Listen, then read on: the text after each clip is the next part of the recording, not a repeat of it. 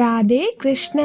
ராதா கிருஷ்ணருக்கு உண்மையாகவே கல்யாணம் நடந்துச்சா நடக்கலையா அப்படின்னு பல பேருக்கு பல சந்தேகங்கள் இருக்கும். இந்த சந்தேகத்திற்கெல்லாம் விடையாக கர்க சம்ஹிதையில் ஒரு நிகழ்வு சொல்லப்பட்டிருக்கின்றது. அது என்ன அப்படின்னா ராதா கிருஷ்ணருடைய விவாகத்தை பற்றி தான். இன்றைய நாள் என்ன? மார்ச் மாதம் 4ஆம் தேதி.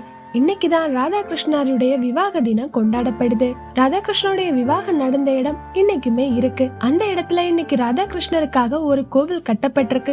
அங்கு ராதா கிருஷ்ணர் தான் பிரதானம்.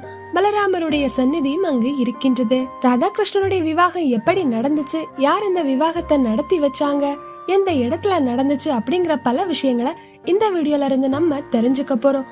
அதனால வீடியோவை ஸ்கிப் பண்ணாம கடைசி வரைக்கும் பாருங்க. இப்ப வாங்க வீடியோக்குள்ள போகலாம். ஒரு நாள் நந்தகோபர் கண்ணனை மடியில் அமர்த்தி கொஞ்சி விளையாடி கொண்டிருந்தார். மெல்ல மெல்ல மாடு மேய்த்து கொண்டே பந்திர்வனத்தை அடைகின்றார். பந்திர்வனத்தில் ஒரு பெரிய ஆலமரம் இருக்கும். அந்த ஆலமரத்தை தான் பாண்டீரம் அப்படின்னு சொல்வாங்க. அதுதான் இன்னைக்கு பந்திர்வனமா இருக்குது. இந்த ஆலமரத்தடியில தான் கிருஷ்ண பகவானுடைய பல லீலைகள் நடந்திருக்கு. அதே மாதிரி ராதா கிருஷ்ணனுடைய விவாகமும் இங்குதான் நடந்திருக்கின்றது. நந்தகோபரும் குழந்தை கண்ணனை எடுத்து வரும்போது வானில் மழை பெய்வதற்கான அறிகுறிகள் தோன்றியது. பேய் காற்றும் பேய் மழையும் வரத் தொடங்குகின்றது. கண்ணனை எப்படியாவது பாதுகாப்பாக அழைத்து செல்ல வேண்டும் என்று நந்தகோபர் நினைக்கின்றார். அந்த சமயம் சூரிய ஒளியின் பிரகாசம் போன்று ஒரு ஒளி தெரிகின்றது. அங்கு வருவது யார் என்று பார்த்தால் ராதாராணி. ராதாராணியின் மகிமை என்ன என்பதை நந்தகோபர் முன்னரே அறிந்து வைத்திருந்தார். ரிஷபான நந்தினியான ஸ்ரீஜிதான் கிருஷ்ண பகவானுடைய சக்தி என்பதையும் நந்தகோபர் தெரிந்திருக்கின்றார். இந்த விஷயங்கள் எல்லாம் நந்தகோபருக்கு சொல்லியது யார் அப்படின்னா கர்க முனிவர். ராதை வந்தது கண்ணனை நீயே பார்த்துக்கொள் என்று ராதாராணியிடம் கிருஷ்ண பகவானை நந்தகோபர் ஒப்படைத்து விட்டார். ராதா கண்ணன் மேகங்களுடைய கூட்டத்தால் பயந்திருக்கின்றான். நந்தகோபர் கூறியபடியே ராதாராணி கண்ணனை எடுத்துக்கொண்டு பந்தீர்வனத்திற்குள் செல்கின்றார். பந்தீர்வனத்துல யமுனை நதி பாய்கின்றது. அங்குள்ள இயற்கை அழகு அதீத அழகு நிறைந்தது. பந்தீர்வனத்திற்குள் ராதை கண்ணனோடு செல்லும் போது கண்ணன் தன்னுடைய உண்மையான ரூபத்திற்கு மாறுகின்றான். அதாவது குழந்தை கண்ணன் நிஜ உருவில் பெரிய கிருஷ்ணராக மாறிவிட்டார். திருமேனியில் பீதாம்பரமும் கௌஸ்தப மணியும் இருக்கின்றது. சிரித்துக்கொண்டே தன்னுடைய காதலியான ராதையின் கைகளை பற்றி கொண்டார். பந்தீர்வனத்தில் திருமணத்திற்கான திருமண மண்டபம் செய்யப்பட்டிருந்தது. அந்த திருமண மண்டபத்திற்குள் ராதா கிருஷ்ணர் செல்கின்றார்கள். அங்கு அவர்கள் சென்றதும் ஒரு அரியணை தோன்றியது. அதில் ராதையோடு கிருஷ்ணர் எழுந்தருள்கின்றார். அதே சமயம் பிரம்மதேவரும் அங்கு வருகின்றார்.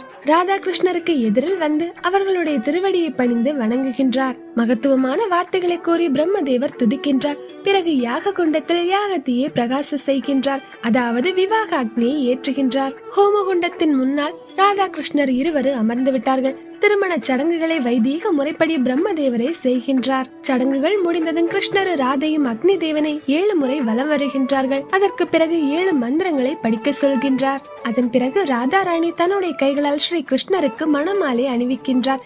கிருஷ்ணர் ராதையின் கழுத்தில் மணமாலையை அணிவிக்கின்றார். இருவரும் அக்னி தேவரை வணங்கி பிரம்மதேவரை வணங்கி அடுத்த அரியாசனத்தில் அமர்கின்றார்கள். அடுத்து சில மந்திரங்களை கூறி பிரம்மதேவர் தன்னுடைய மகளாக நினைக்கின்ற ஸ்ரீ ராதையை கிருஷ்ண பகவானுடைய கைகளில் ஒப்படைத்தார்.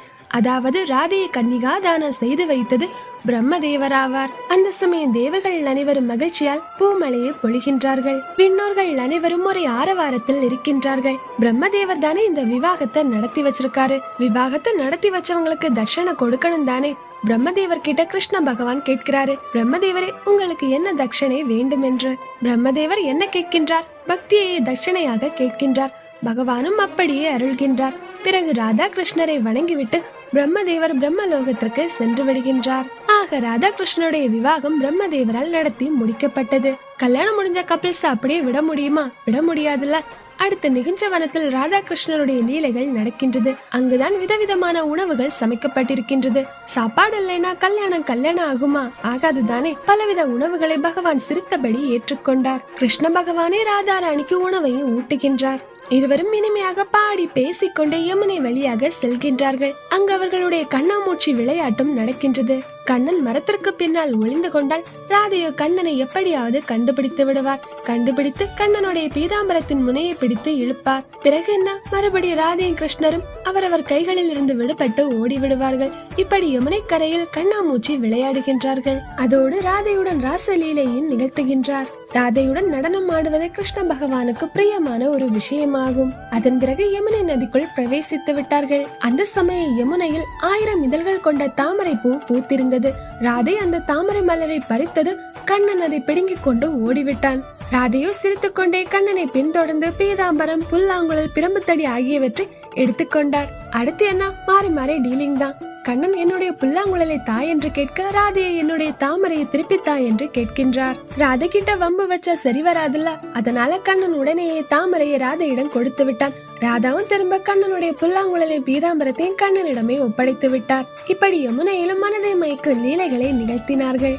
அதன் பிறகு திரும்ப பந்தீர்வனத்திற்கு வந்து ராதையை தன்னுடைய விருப்பம் போல் கிருஷ்ண பகவான் அலங்கரிக்கின்றார். முகத்தில், பாதத்தில், கண்ணில் மையை தீட்டுகின்றார். பூக்களாலும் ரத்தினங்களாலும் ராதாராணியை அலங்கரிக்கின்றார். ஸ்ரீஜியை எவ்வளவு அழகா அலங்கரிக்க முடியுமோ அப்படி கிருஷ்ண பகவான் அழகு செய்து விட்டார். இதே போன்று ராதைக்கும் கிருஷ்ண பகவானுக்கு அலங்காரம் செய்து அழகு பார்க்க வேண்டும் என்று ஆசை வந்தது.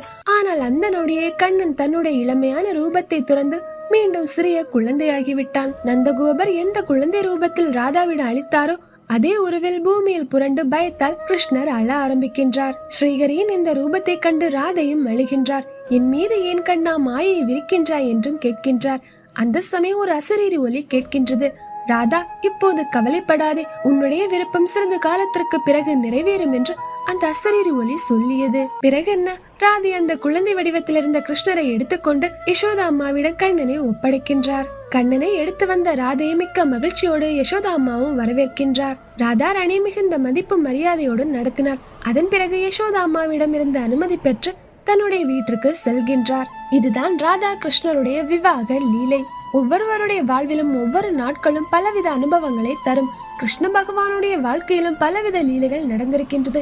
125 ஆண்டுகள் கிருஷ்ண பகவான் இந்த பூமியில் வாழ்ந்திருக்கின்றார். அப்படி இருக்க பகவான் ஒவ்வொரு நாளும் என்னென்ன லீலைகள் செய்தார் என்பதை நாம் அறியவில்லை. இது கர்க சம்ஹிதையில் சொல்லப்பட்ட ஒரு லீலையாகும். இந்த வீடியோ கேட்ட அப்புறமும் பல பேருக்கு சந்தேகம் வரும், அப்போ ராதாகிருஷ்ணருக்கு விவாகம் உண்மையாவே நடந்துச்சா அப்படின்னு. கர்க சம்ஹிதையின் படி பார்த்தால் ராதாகிருஷ்ணருக்கு விவாகம் நடந்து முடிந்து விட்டது. எது எப்படி ஆனாலும் நம்முடைய ராதாகிருஷ்ணரின் அன்பு என்றும் தூய்மையானதாக உன்னதமானதாக இருக்கும். என்னதான் ஆனாலும் இன்னைக்கு இருக்க காதலர்கள் கூட ராதாகிருஷ்ணனுடைய காதலை ஒப்பிட்டு பார்க்கவே கூடாது. ஆத்மார்த்தமான அன்பு என்றால் அது ராதாகிருஷ்ணரே. இன்று ராதாகிருஷ்ணருடைய விவாக தினம் வேறு. இந்த வீடியோவை உங்க நண்பர்களுக்கு ஷேர் பண்ணி எல்லாரையுமே பார்க்க சொல்லுங்க. கண்டிப்பா ராதாகிருஷ்ணனுடைய அருள் எல்லாருக்குமே கிடைக்கும். ஜெய் ராதே கிருஷ்ண. இந்த வீடியோ எப்படி இருந்துச்சுன்னு மறக்காம கமெண்ட் செக்ஷன்ல சொல்லுங்க. அடுத்த வீடியோ பதிவுல சந்திக்கலாம். கிருஷ்ணா கிருஷ்ணா, ராதா ராதா.